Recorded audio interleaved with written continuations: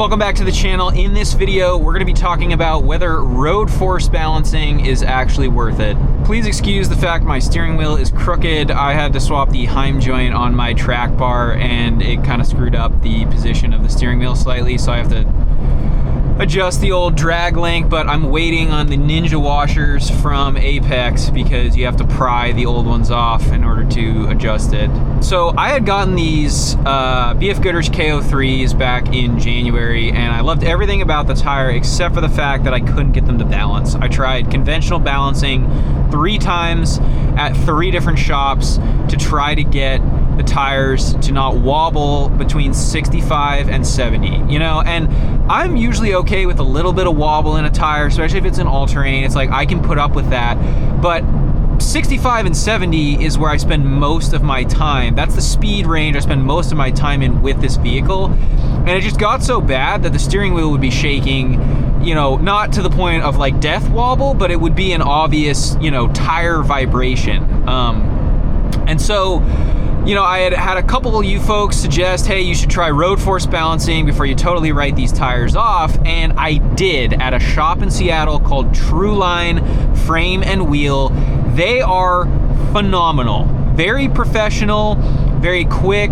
They gave me the spec sheet back that I'll show here in a bit, and I mean, just great guys, like what they do, you know, really nice, and just, you know, willing to put in the time to do quality work. And so I am very, very happy. Right now I'm cruising at about 75, and I mean, the truck feels like it's on rails. And honestly, the closest I can get to describing the improvement is like, it went from feeling like I had all-terrains on my truck to feeling like I went back to my Michelin Defender highway tires, like that level of smooth from the road force balancing. Now, the cost to have this done to my truck was about $189, and I would say that is definitely well worth it.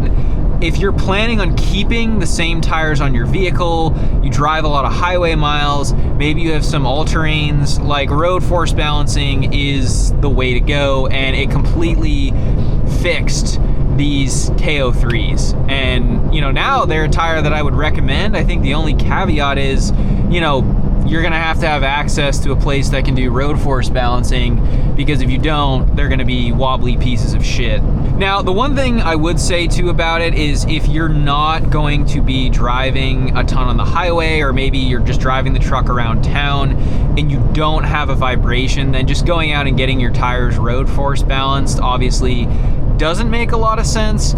I would almost think that maybe getting them balanced at a regular shop first, and then using the road force as like a, you know, a kind of next step. Like if you can't get the tires to balance normally, then finding a shop that will do road force balancing, you know, because chances are if you're not driving on highways a ton, and if you're just kind of doing around town stuff, you're not gonna get a higher speed wobble. And I think that is what road force balancing, in my opinion, is really good for, is getting that higher end performance. You know, a lot of times road force balancing is for people who have like track cars, you know, and you're gonna be driving the car 150 miles an hour.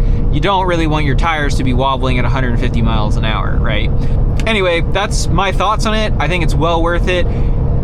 As an update on the KO3s, they are still wearing well, and you know, now that I have the vibration fix, they are going to stay on the truck for the foreseeable future.